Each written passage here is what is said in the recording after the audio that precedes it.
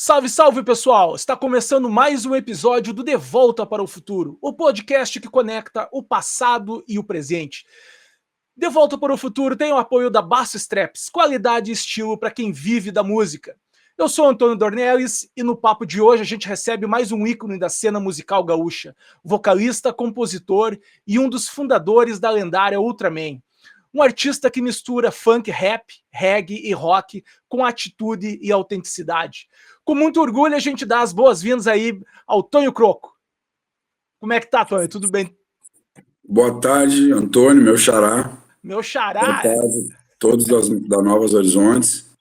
O Eduardo, que também está por aí, que é esse sim é um ativista da boa música. É um cara que toca não só o meu trabalho, mas o trabalho de vários artistas aí da cena local, estadual, nacional, a música independente e a música de qualidade.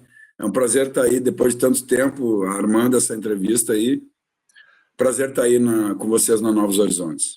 Massa, cara. O prazer é nosso, Tonho. Obrigado aí pelo teu tempo e por contar um pouco e compartilhar as tuas histórias aí. Bom, vamos lá então. Essa entrevista vai ser de Antônio para Antônio. Vocês começaram o Ultraman em 91, né, Tonho? A partir de um anúncio na Rádio Ipanema FM. É isso? Como é que era essa cena musical da época? Eu fui o terceiro vocalista da Ultraman. Muitas pessoas não sabem disso, né? Uhum.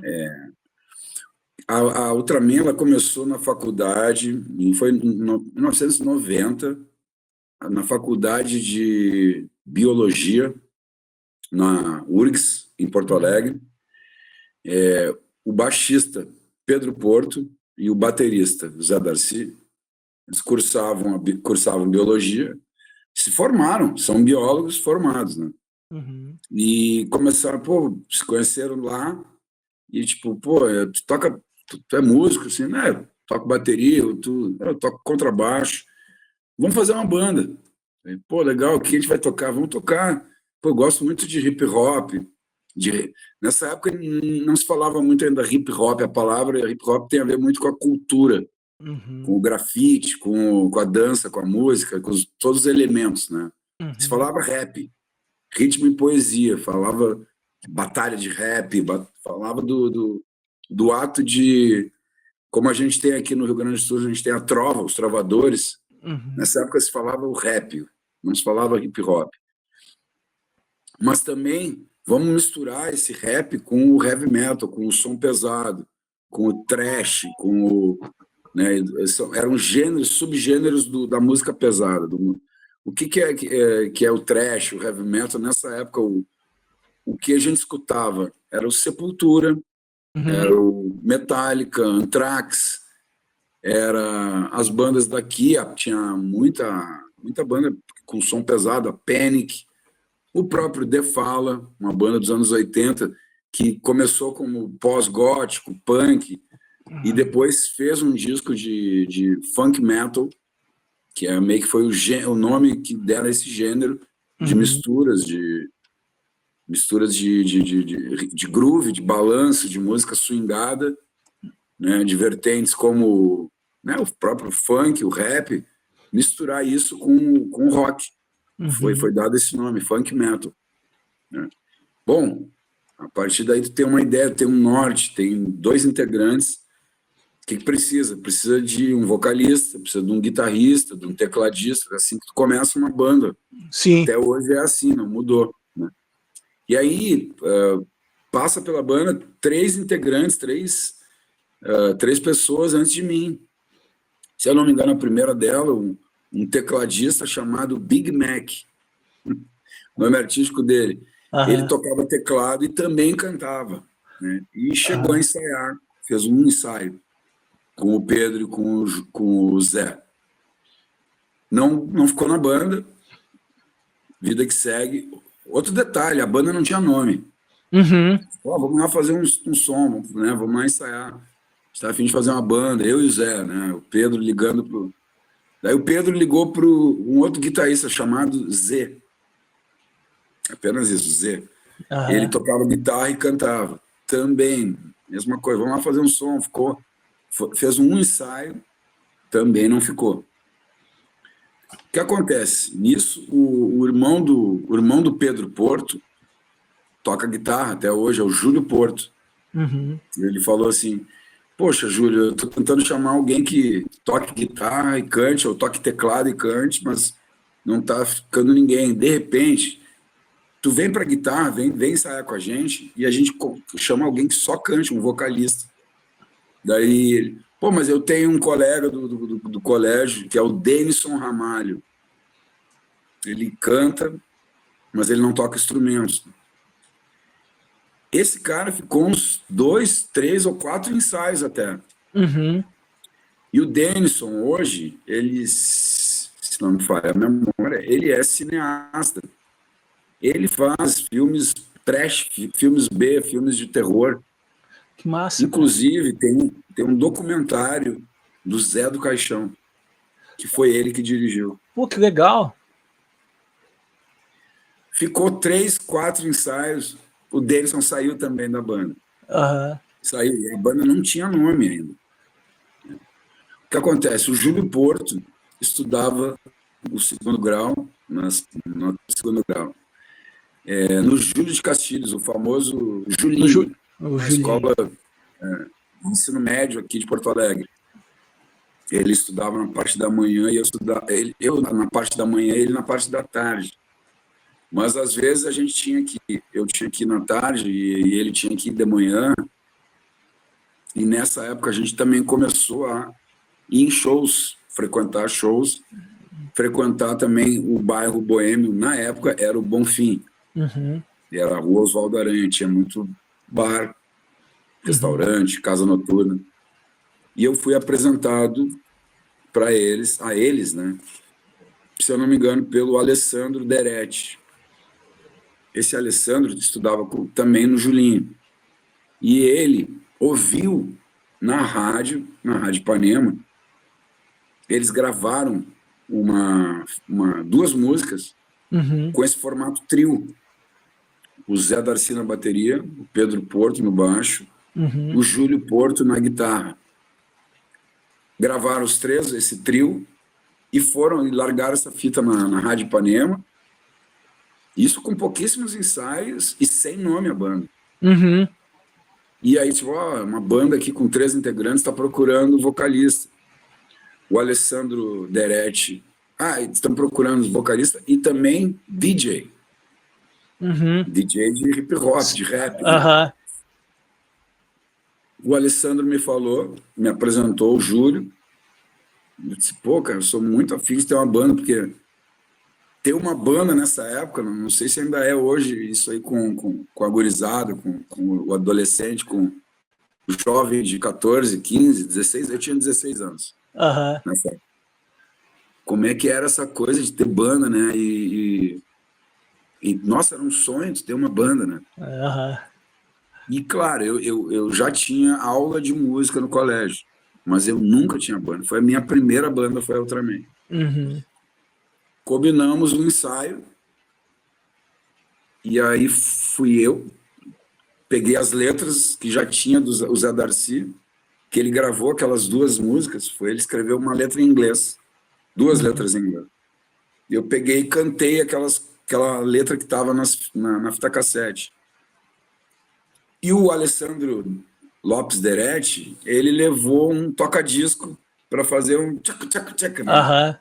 Fazer DJ. O que aconteceu? Que o Alessandro não ficou na banda, ele não era um DJ expert, esse DJ de... Ele era apenas um cara que gostava de música e estava se aventurando pela música, mas ele foi para outra área. Hoje ele é técnico informática, é TI, que se chama, TI. né? E ele foi para informática, foi para computação, etc. E eu fiquei um ensaio, fiquei 2 ensaios. No terceiro ensaio, a gente, firmamos a banda, tem um vocalista, um guitarrista, um baterista e um baixista, é um quarteto. Vamos escolher um nome. E o Pedro Porto, baixista, sugeriu, alguma coisa da nossa adolescência, alguma coisa da nossa infância. Ali a gente já tinha 16 anos. Quando a gente tinha 13, 14, alguns anos antes, que a gente assistia na televisão eram os seriados japoneses. Na nossa época não era o Jaspion, não era o Jiraiya, não era o Ultraman. Era Ultraman. O Ultra Seven, né? E o Robô Gigante é o mais antigo ainda, o Robô Gigante. E o Spectre Man. Spectre Man eu via. Sensacional.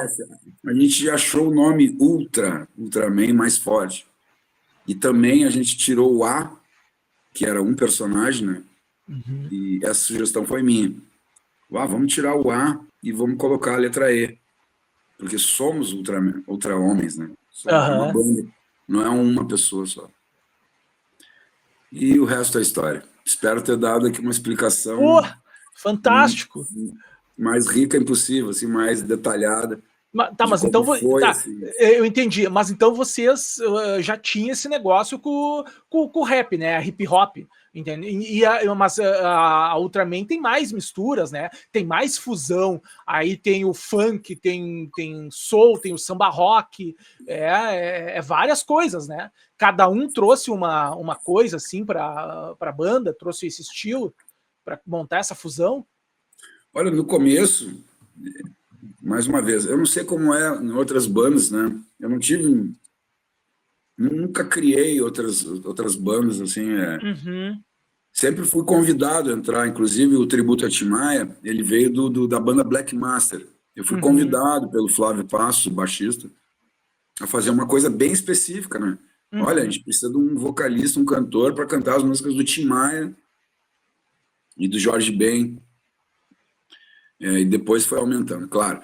A Ultraman foi assim, a gente quer um vocalista de rap para cantar em cima de heavy metal, de thrash metal, de música pesada. Então, as primeiras músicas eram apenas esse gênero. Com o passar do tempo, essas influências que tu falou, funk, o samba rock, o reggae, elas foram chegando na banda, elas demoraram para chegar. Mais de anos. Isso aí a gente passou muito tempo fazendo funk metal, fazendo só esse tipo de mistura. Ou então, como diz os irmãos, essa mescla. Passou muito tempo focado nessas fusões, como... Vou te dar aqui esse exemplo. A gente ouvia isso praticamente todo dia, toda semana. Não era uma banda profissional, a gente não se apresentava, a gente demorou. Isso eu te falei em 90. O primeiro show que a gente fez foi em 91. Por isso que a gente conta a fundação da banda. Entendi. Em 91. Até 1991 a gente não tinha repertório. Entendi. Tinha 2 músicas quando eu cheguei. Foi aumentando, eu comecei a escrever também. E outra coisa, eu comecei a escrever em português, porque o baterista ele escrevia muita letra em inglês, e aquilo me incomodava um pouco. Assim. Mas era o que estava na moda nessa época. Estava na moda, bandas brasileiras escrever em inglês, como Sepultura, como a Pinups, como o The Fala. Vai ver essas bandas dos anos 90, várias músicas em inglês. Yorodelic, outra grande banda de funk metal dessa época. Tudo em inglês. Mas aí, Tonho, aí já lá em 98 já saiu o primeiro álbum da Ultraman, né? E desde então foram 5 álbuns, né? E já no primeiro álbum lá, vocês já emplacaram a música A Bico de Luz, no primeiro disco. Pô, cara, eu me lembro que eu escutei demais o Bico de Luz e tocou demais nas rádios. Como é que foi esse primeiro disco? Qual foi a sensação, assim, de chegar nesse primeiro e já emplacar uma... Então, até 98 foram 7 anos de... Tem uma história aí oculta, né? O que acontece? A gente começa a compor, ensaiar. Toda semana a gente se encontra num estúdio, ensaia, e depois sai caminhando. A gente era ali na Vicente da Fontoura, ia caminhando até a Oswaldo Aranha, até o Bonfim, conversando sobre músicas, influências, né? E ouvindo as músicas. A gente tinha fita cassete, a gente tinha vinil, a gente tinha a MTV, inaugurando no Brasil, estreando o canal aberto, e a gente via junto essas coisas, essa informação. Eu ia para casa do Júlio e do Pedro, o Zé Darcy também, a gente ia para lá, a gente saía caminhando ali, era perto do Bonfim, e então a gente via essas coisas como o Run DMC e o Aerosmith cantando Walk This Way. É um grupo de rap com rock. Com rock, baita referência. Anthrax e Public Enemy cantando Bring the Noise. Outra, o Beastie Boys com o guitarrista do Slayer cantando You Gotta Fight for Your Right to Party. O The Fala tinha videoclipe na MTV, tudo com letras em inglês, cantando funk metal, né? It's Fucking Born to Dead, me lembro. It's Fucking Born to Dead ainda é dos anos 80, é 87. A gente já escutava aquilo e tinha já uma coisa de rap aquilo ali. Né? Mas depois veio o Kings of Bullshit, que aquilo ali foi um divisor de águas. Outro, Faith No More. Can you feel it? Hear it today when I'm crumbling, I'm dancing every day. You want it all, but you can't grab it. Living Color, Fishbone, era uma cena disso aí. E aí a gente começou a ter repertório. A gente gravou a primeira fita demo, fita cassete, com 8 músicas, se eu não me engano. 4 de um lado, 4 do outro. Essa fita a gente começou a largar em rádios, fanzines. O que eram fanzines? Assim como tinha as bandas tocando e gravando, escondidas em estúdios, etc., tinha também pessoal, jornalistas, ou então estudantes de jornalismo, fazendo tipo uma revista em casa, com xerox, e recebendo material. Aqui veio 5 fitas aqui, veio uma do Rio Grande do Sul, uma de Minas Gerais, tá? Aqui, de Porto Alegre, também, eles fazem funk metal, eles fazem isso aqui, né? Recebi uma aqui de Minas Gerais tocando punk, hardcore, e os fanzines publicavam a foto, a capa da fita cassete e tal. E começou a ter festivais de música alternativa, de música independente, de fitas demos, o Junta Tribo, o Super Demo no Rio de Janeiro, o Leite Quente em Curitiba. A gente tocou em todos esses festivais com fita cassete. Sensacional. Não tinha disco ainda. Em 93 a gente lança a primeira demo, em 95 a gente lança a segunda. Daí, o que acontece? O primeiro disco só sai em 98. É uma compilação dessas 2 fitas cassete e mais algumas músicas que a gente compôs que iria sair uma terceira demo. Então, Bico de Luz, La Negrita, a música que está aí dela, Hip Hop, Beatbox com vocal James Brown, são músicas da primeira demo, que a gente regrava, dá uma roupagem um pouco mais assim, atual, né, para aquela época, 98, e a gente acaba gravando, botando tudo isso aí no primeiro disco de 98. Então o disco, o primeiro, que se chama Ultraman, homônimo, ele tem uma cara um pouco de coletânea para nós, né? E gravamos 2 fitas demos antes do disco.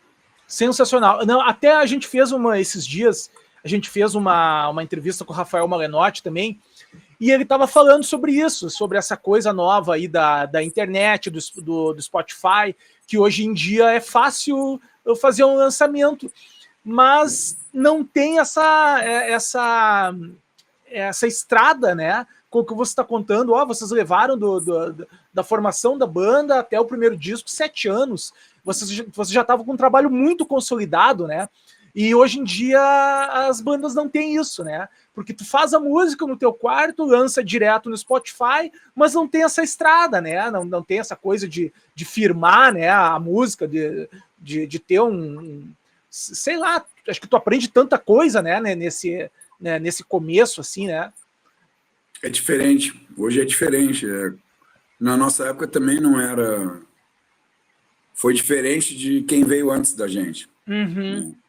Porque antigamente era muito atrelado a uma carreira artística a ter um contrato com uma gravadora. Sim. Não existia fita demo antes da gente. Uhum. No máximo, algum gravadorzinho, daqueles gravadores caseiros, né? Uhum. A gente não, a gente já foi uma geração que conseguia gravar um ensaio, gravar em multipistas, né? Uhum. Então, por isso que teve uma enxurrada de fitas cassete, fita demo. Uhum. Demo é de demonstração. Sim. Mas a galera dos anos 70, 80 não tinha isso. Eles tinham que ter um contrato com gravadora e aí ir num estúdio em São Paulo, no Rio de Janeiro e gravar, que era tudo limitado. Hoje é outra coisa. Hoje todo mundo tem um estúdio em casa. Sim, Todo mundo tem exatamente. um porta-estúdio. Com um microfone e uma placa de som, tu grava um disco inteiro. Então, Exatamente. não sei se é melhor ou ruim. Com certeza, a gente teve que... Foram 7 anos gravando.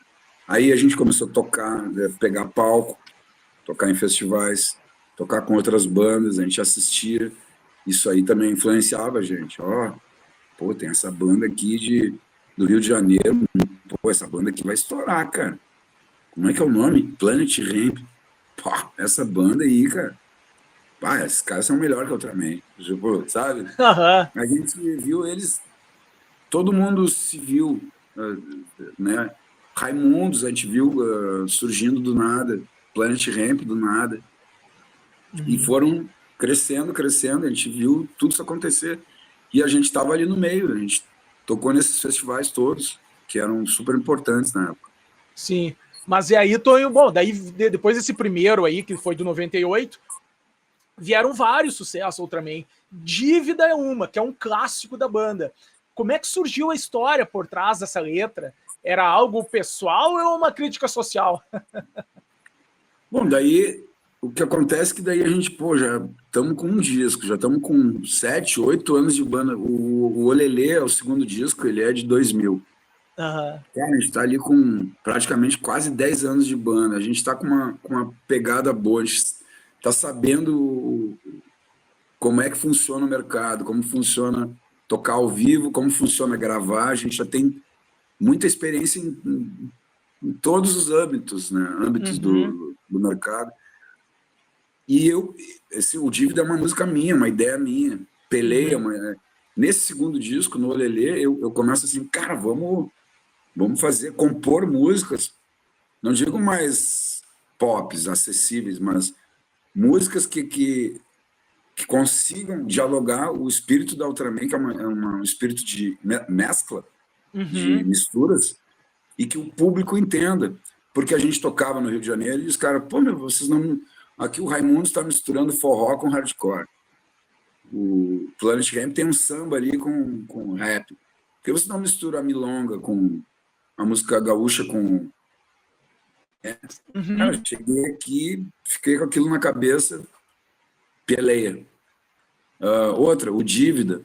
Eu estava começando ali nessa época a escutar o samba rock do Rio Grande do Sul, o Uhum. swing gaúcho, que é Luiz Wagner, Pau Brasil, Bedeu, Uhum. a própria Lupicínio Rodrigues, é um sambista gaúcho, e começar a querer misturar isso também na Ultraman. E o Dívida foi ouvindo duas grandes influências da minha vida, que é o Bezerra da Silva e o Jorge Uhum. Ben. Eu misturei os dois.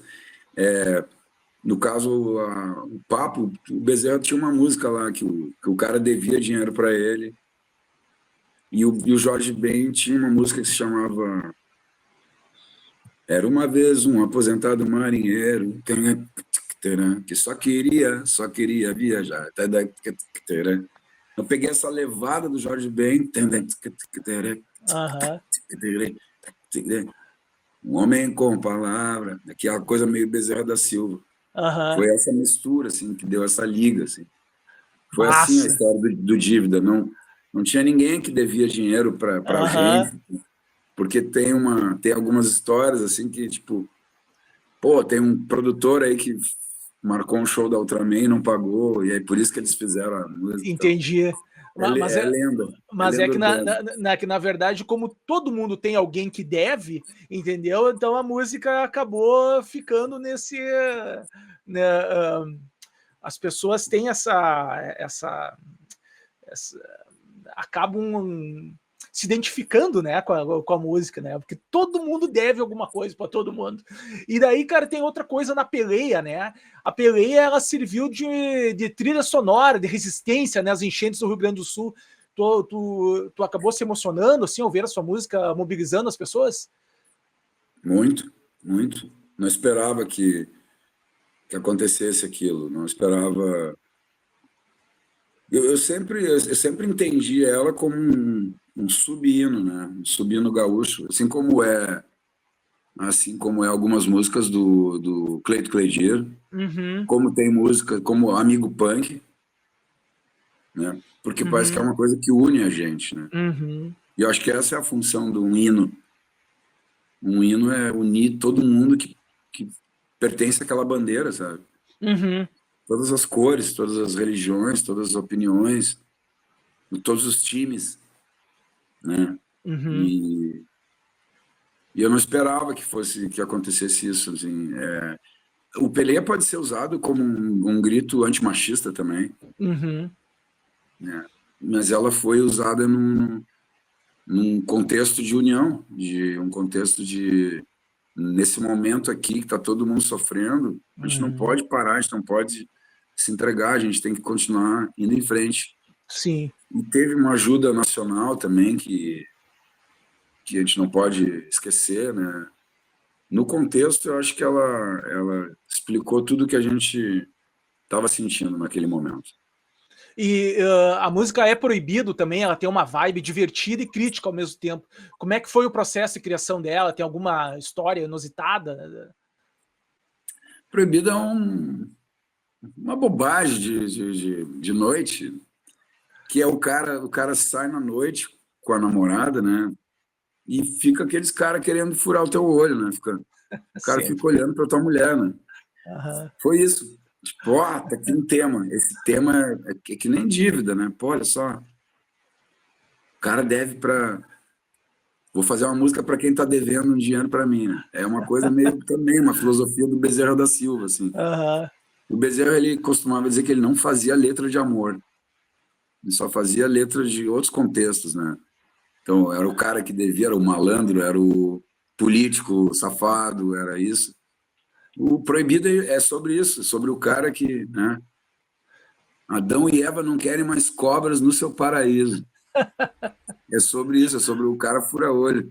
Amigo, ah, essa princesa já tem dono, é proibido. Amigo, evite problemas. É por isso, o Proibido é para ser uma letra, é para ser uma letra bem humorada sobre, né, sobre relacionamentos, tá? Sim. E tem alguma, Tonho, da Ultraman que tu achava que ia passar batido e acabou virando sucesso? Ou ao contrário, tu achava que ia fazer sucesso e não foi? Olha, pensando assim, né? Não sei. A gente tem as que a gente tem uma música que a gente nunca lançou, Uhum. que a gente pensou, nossa, isso vai ser muito legal, vai ser um sucesso, assim. Por quê? Porque a gente conseguiu gravar com o MV Bill. Legal. Cara, a parte dele ficou muito legal, a coisa da presença dele, ele ter topado. Só que, cara, a música ficou muito ruim. A música, não a letra. A música ficou Aham. muito mal gravada. É um reggae monótono, com 4, 5 partes diferentes, que me lembra até um pouco da concepção da música progressiva, sabe? Progressivo que eu digo Rush, Yes, Uhum. de ter 4, 5, 6 partes diferentes, então a música não engrena. O que acontece? A gente resgatou essa música agora um tempo atrás e a gente está pensando em tirar os vocais do Bill e fazer um outro instrumental. Essa é uma música que a gente achou que ia, mas não foi, né? Entendi. Realmente, ela ficou muito monótona. A coisa do reggae, ele é perigoso, porque o reggae ele é baseado em repetições. Uhum. E era um trecho muito pequeno de repetições. Outra coisa, o refrão que eu criei foi muito infeliz, eu achei. a gente ouvindo hoje, assim, nossa, que refrão ruim. Então, faço aqui a meia-culpa comigo também, de não ter... E a gente pensou assim, cara, vamos largar isso depois, não tem tanta pressa, assim, né? Uhum. Não vamos largar só porque tá o MV Bill. Uhum. Vamos fazer uma coisa legal com ele. E a gente achou essa música há pouco tempo atrás. Tá nos planos agora trabalhar ela, assim, né? E eu achei que Tubarãozinho nunca ia estourar, cara. Eu achei que, tipo, uma música meio pesada, meio, né? E ela estourou muito, cara. Assim, ela tocou em tudo que é rádio, o pessoal pede em todos os shows. É incrível. Que massa. Bom, e aí eu já vou pulando etapas aqui. Vocês fizeram o Acústica MTV das bandas gaúchas, né? Como é que foi receber esse convite e participar do acústico? Tu lembra qual foi a reação na hora? Bateu aquela pressão? Porque tem todo esse lance do formato acústico, muda tudo, né, Tony? Como é que foi adaptar o som da Ultraman, que é para esse formato acústico, com o beat e um ambiente tipo da pessoal sentado? Como é que foi? Foi fácil. A gente, nessa época, todas as bandas faziam algum set acústico. Uhum. O produto MTV acústico ele já estava rolando há muito tempo, muitos anos. A gente, inclusive, foi, eu acho que um dos últimos.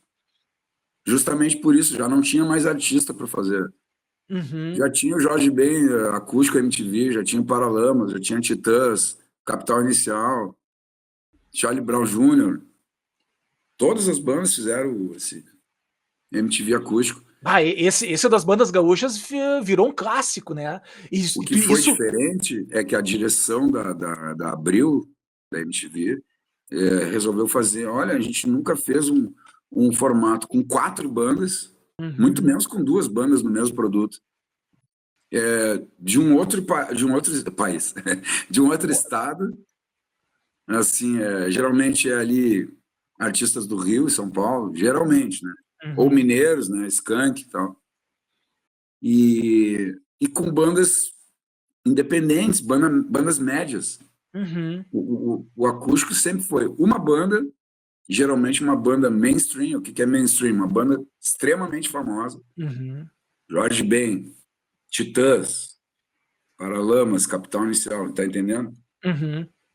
E do eixo, né? Do Uhum. eixo Rio-São Paulo, Minas. Uhum. Tanto que até as bandas de Pernambuco, na época, eram muito muito celebradas, né? Tipo, Nação Zumbi, Chico Sainz, Siba. Nenhum desses grupos fez um acústico MTV. Uhum. Então era realmente uma coisa meio do eixo, né? E Então isso tu achou que foi um deu mais projeto, visibilidade para a banda assim no país? sim, foi o projeto que mais deu visibilidade. Porque daí tu tem um canal de televisão inteiro Uhum. a teu dispor, assim, né? Tipo, Uhum. promovendo. Sem contar que apesar de ser um produto Abril, MTV, Uhum. eu digo da revista Abril, né? Ela Uhum. que tinha a concessão da MTV. Uhum. Ele estava, esse projeto estava nas bancas de revista, Uhum. estava nas lojas de discos, CD, DVD, em todos, na televisão e nas rádios. Por quê? Porque o lançamento é da Sony Music. Uhum. Então, foi o projeto, o trabalho que mais deu visibilidade para a gente, com certeza.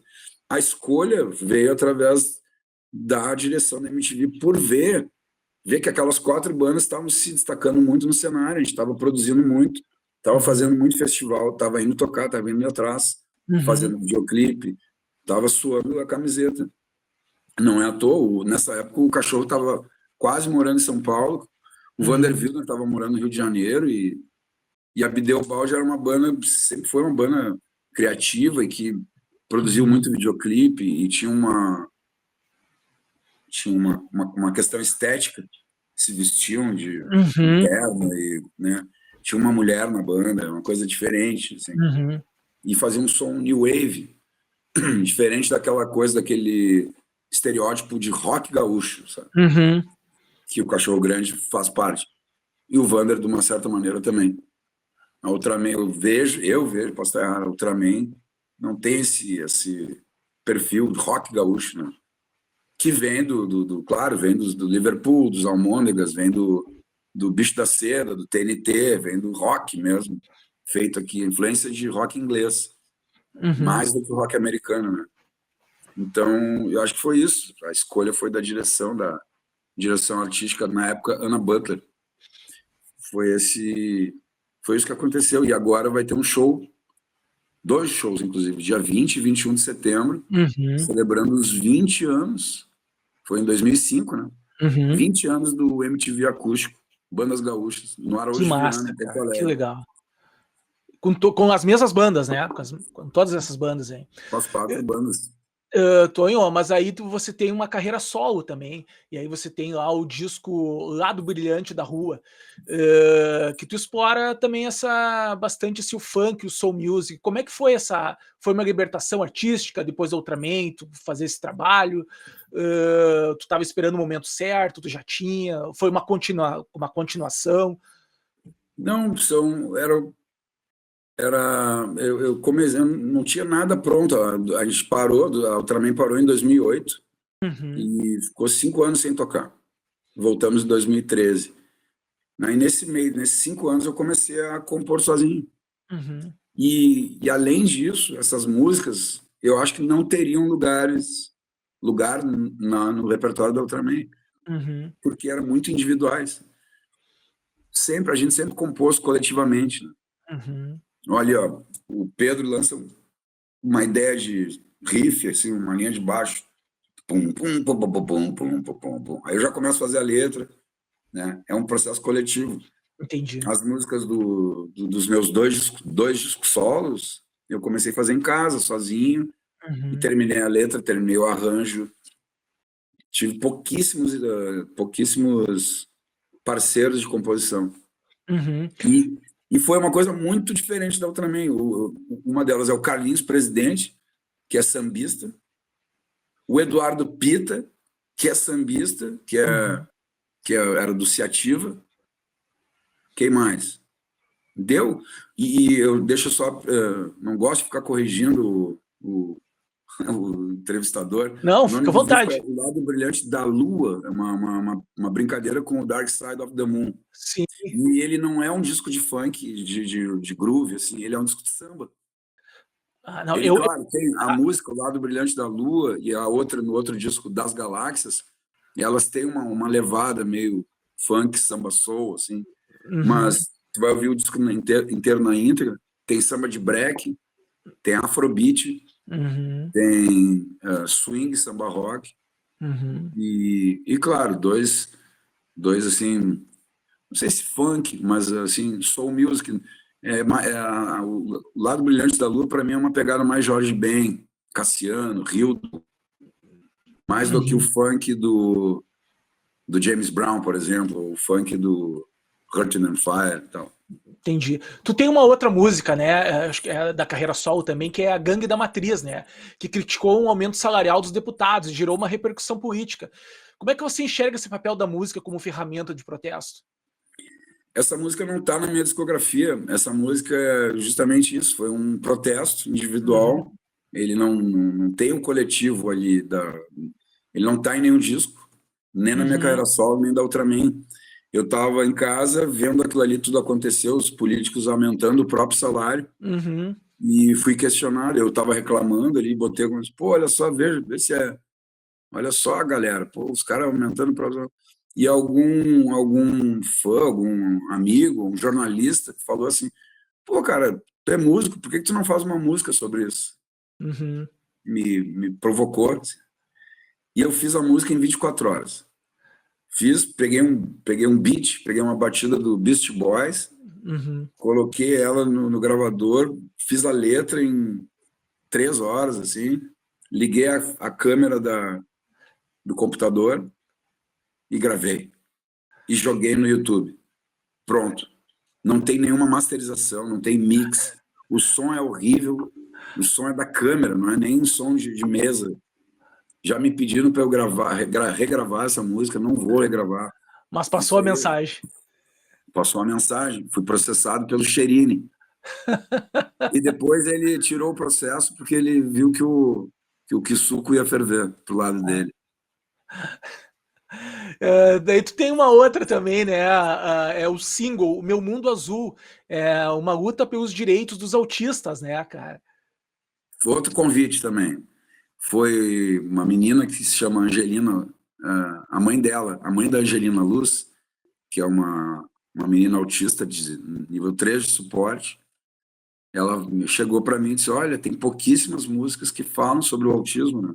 Uhum. Inclusive, eu tenho um filho autista, e o Santiago, inclusive, não é apenas a Meu Mundo Azul, existe uma outra música também que eu gravei junto com o Serginho Moá. O que acontece é que a mãe da Angelina, ela escreveu a letra. Legal.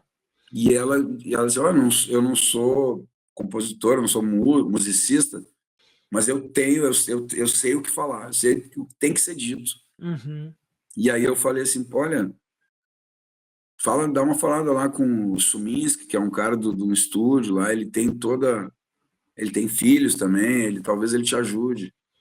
E aí o Suminski, que já faleceu, ele abraçou a causa. Ele pegou os músicos, arranjou, gravou, produziu e ainda conseguiu uma assessoria de imprensa, Pô, que porque a legal. causa do autismo ela tem uma pauta, né, da acessibilidade Uhum. e aquilo ali, quando a gente viu, já tinha show de lançamento na Opinião da Que música. massa, cara. Legal.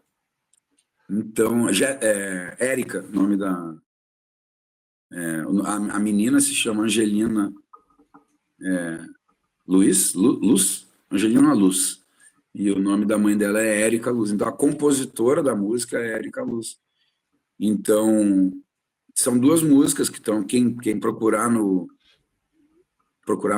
Spotify, sei lá, nas plataformas, ele pode botar Croco, Meu Mundo Azul, e vai ver que se chama o Projeto Angelina Uhum. Luz.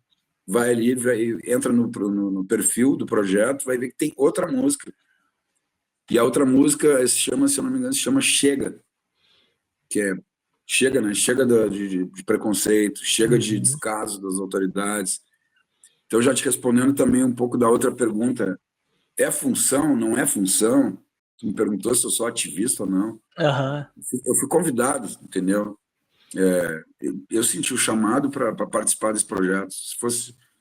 Talvez fosse outro tipo de projeto, eu não participaria. Então, Uhum. o ativismo foi da Érica, da mãe da Uhum. Angelina. É função do músico, se ele ouvir o chamado, é. Se ele não ouvir, também não é. O Paulinho da Viola, ele não fala de política, Uhum. mas ele fez Sinal Fechado em 68, na época extrema do golpe militar do AI-5. Uhum. Olá, como vai? Eu vou indo e você, tudo bem? Tudo bem, eu vou indo, à procura, não dá. Uma música altamente subversiva, Uhum. sem falar uma palavra em política. Ela fala em metáforas. Uhum. Então, pode ser político sem falar em política, Com pode. certeza. E também pode, né, falar de autismo de uma maneira bem direta, reta, sem Uhum. curva, enumerando ali, ó, falta isso, falta aquilo, chega disso, chega daquilo. Uhum. Então, a música é livre, ela não é uma cadeia, não é uma prisão, música é liberdade. Então, a Uhum. gente não pode, pode, mas eu não gosto que rotulem, não gosto que digam o que o artista tem que fazer e, Uhum. por exemplo, usar uma casa noturna. O cara tá tocando ali no sábado, numa casinha noturna, aí começa a falar de política, assim, pô, cara, talvez não seja o É, momento, o cara tá ali, o cara trabalhou a semana inteira, ele só quer se divertir. se divertir, ouvir um Raul Seixas. Toca um Raul aí, cara. Toca Raul e para de, sabe? Aham. Não tá errado também, sabe? Uhum. Então, o pessoal fica dizendo assim, não pede música pro DJ. Pô, cara, se tu tocar a música que ele te pediu, ele vai ficar feliz, cara. Uhum. Quando me pedem uma música para mim, se eu sei tocar, claro, se tu toca aí um sertanejo, eu não sei nenhum sertanejo, né? Mas o Aham. cara diz assim, pô, toca um Raul, eu vou puxar ali Ô, seu moço do disco. Eu sei um Raul Seixas, eu vou tocar pro cara. Ele vai ficar feliz. Então, é mais sobre os outros, sobre a gente, do que Hum. sobre o que eu quero falar, o que... É sobre isso. Você teve um outro EP, né, que é Teto Solar, que você trabalhou com o produtor Simon Katz, que é o que fez o Jamiroquai, Gorillaz. Como é que foi essa experiência? Foi quando a Ultraman parou, Uhum. entre 2008 e 2013, eu fui para os Estados Unidos, fui para a Europa, morei no Rio de Janeiro, e lá em Nova York eu conheci o Simon Katz num bar, assim, e ele, cara, vamos produzir umas coisas aí. Aí eu, tá, com quem tu toca? Assim, não, eu já toquei com o Jamiroquai, com o Gorillaz. Pô, E ele era o guitarrista do Jamiroquai, aham, daquele disco do Space Cowboy. uhum. E é isso, gravamos lá um EP com 4 faixas, 5 faixas. São 4 músicas e um remix. E foi tudo feito lá, isso que foi bacana. Gravado, mixado, masterizado. A capa é de um artista americano, o remix é de um DJ de Boston. Fiquei muito feliz com o resultado. E, Esse EP tá todo nas plataformas. O pessoal pode escutar aí no YouTube Music, Spotify, Amazon. e como é que foi? Teto Foi Solar. diferente trabalhar com um cara gringo, assim, que já trabalhou com uma banda grande como o Jamiroquai? Não, sabe por quê? Porque o acústico MTV, Bandas Gaúchas, tu perguntou aquela hora, foi muito difícil fazer as versões acústicas com violão, né? Porque é uma banda Uhum. com guitarra, vai pro violão. Quando a gente foi convidado, uma das especificações técnicas do projeto era assim, ó, semana que vem tá indo aí pro Rio Grande do Sul o produtor do disco, que é o Paul Halfs, que era Uhum. já um inglês. Ele era daquela banda, baby, here we go, here we go, here we go, my name. A banda Uhum. Bliss, vocês lembram? Uhum. Uma Uhum. banda dos anos 80. Ele é um músico inglês que veio para o Brasil, casou e ficou. Aquelas coisas assim, tipo Rich, sabe? Aham. E, cara, ali a gente já trabalhou com um cara gringo, um cara com nome, com um histórico. É o cara simplesmente que produziu 90% de todos os MTV acústicos. Então, eu já tinha experiência de trabalhar com, assim, para mim não foi nada demais. E outra coisa, mesmo sendo o cara do Jamiroquai, a gente gravou num estúdio caseiro, um estúdio bem pequeno em Nova York. Uhum. Foi o estúdio do Zé Luiz, que era uma sala, E tu né? chegou a morar 6 meses lá e tocou também lá em Nova York, né? Sim, foi num dia que eu estava tocando no Brooklyn, num bar chamado The Rose, a Rosa. E, inclusive, mandar esse abraço aí para Basso Correias, aí, o pessoal da Basso. Eu já tenho Correias deles, dos instrumentos que eu Sim. uso, de guitarra, de violão. E eu escolhi justamente uma correia branca com uma rosa, uma coisa bem, bem bonitinha, assim. Eu estava tocando no bar chamado A Rosa, no Brooklyn, e ele Aham. estava assistindo o show. E ele que veio falar comigo depois do show, me convidou para gravar. Me convidou, não, ele falou assim, tu tem algumas músicas autorais, assim, eu tenho. Tá, então vamos lá, eu vou te apresentar o Zé Luiz Oliveira, é um brasileiro, ou seja, ele já estava, era um cara que de repente já estava numa procura de coisas brasileiras, Uhum. que leva um gringo aí num show de música brasileira que ele nunca ouviu antes na vida, sabe? Foi isso. Então, não foi uma big produção, não Uhum. foi uma produção independente em Nova York, com um cara que já tem uma história. Porque lá todo mundo, assim, né? Tu mora em Nova York, toca em Nova York, mais cedo ou mais tarde tu vai acabar tocando com alguém com um nome grande, né? Uhum. Ele Entendi. tava, nessa época, ele tava tocando com o Newell, manjas? Cara do R&B, assim. Hum. Newell. Ah, eu sei. É uma coisa Ele assim. Eu, ele é meio Usher, assim, sabe? Dessa aham. turma. Então, eu mesmo, eu cheguei a tocar guitarra para alguns grupos de hip hop de lá. Johnny Voltic, um cara do rap independente, assim, americano. fui guitarrista do... Então, tu morando num lugar desse, mais cedo ou mais tarde, tu acaba, né? Tu acaba Então, eu não cruzando com tenho essas muito pessoas. glamour não tenho muito glamour com isso, sabe? Uhum. Se o cara é do Stones ou o cara Sim, mas é uma experiência fantástica, né, cara? Deve ser é... gravar com um cara desses. Sim, o cara toca muita guitarra e sabia muito de estúdio.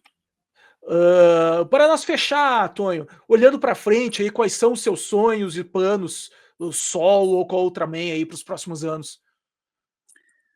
Queria continuar lançando músicas, ainda por um bom tempo, não sei quanto, lançando música com features, né? Tipo, com outras pessoas, outros artistas novos, que me inspiram, que fazem alguma coisa diferente, nova. Queria tentar lançar mais um disco solo, um álbum inteiro, não apenas singles, né? Uhum. Um álbum inteiro solo. E também, acho que a Ultraman merece ainda mais um ou dois discos solos. Álbuns, perdão. A Ultraman merece mais dois discos aí. Álbuns, né? Com, vai lá, 40 minutos, né? Porque hoje em dia a gente viciou muito nessa ideia de lançar singles, músicas Sim, avulsas, né? sim. Ó, tá vindo uma música de cada vez, tal. Faz parte, é o jeito que é lançado hoje com a internet, né? Uhum. Mas é isso. Quero ver se ainda esse mês consigo lançar uma música aí que tá a hora, já tá pronta, que é a Lídia, uma MC de Pelotas, e o Inive, é um beatmaker de Pedro Osório. Nos juntamos Uhum. nós três e fizemos uma música chamada Eu Sou do Mundo, que mistura trap com rap e um pouco de música popular brasileira, bem pouquinho. Que massa, cara. Tonho, vou te agradecer. Baita honra te ter recebido aqui. Valeu por esse papo cheio de história, consciência e muito groove, né? Lembrando que o Tonho, eu esqueci de falar no começo do programa, o Tonho já ganhou uma correia da Basso Straps, que a gente já mandou pro endereço dele, deve estar chegando aí. E para quem está ouvindo a gente, compartilha esse episódio, segue o nosso podcast, espalhe o som do Tonho por aí. Seja com a Ultraman, seja o trabalho solo, onde tiver um palco e uma boa ideia, tá valendo. E esse episódio teve o apoio da Basso Straps, correias que segura o tranco, o instrumento e o estilo. Eu sou o Antônio Dornelles, obrigado, Tonho, por ter nos recebido aí na tua casa aí, valeu. Quando tiver música nova aí, manda para nós que a gente toca, tá? Muito obrigado, todo mundo aí do Novos Horizontes, Eduardo, principalmente, por estar sempre de braços abertos e ouvidos abertos e atentos ao que está acontecendo. Vocês, e Antônio, pela conversa, foi incrível. Obrigado mesmo. Todos os ouvintes, óbvio. Continuem prestigiando aí a rádio. Obrigadão, Tonho. Grande abraço aí, valeu. Valeu.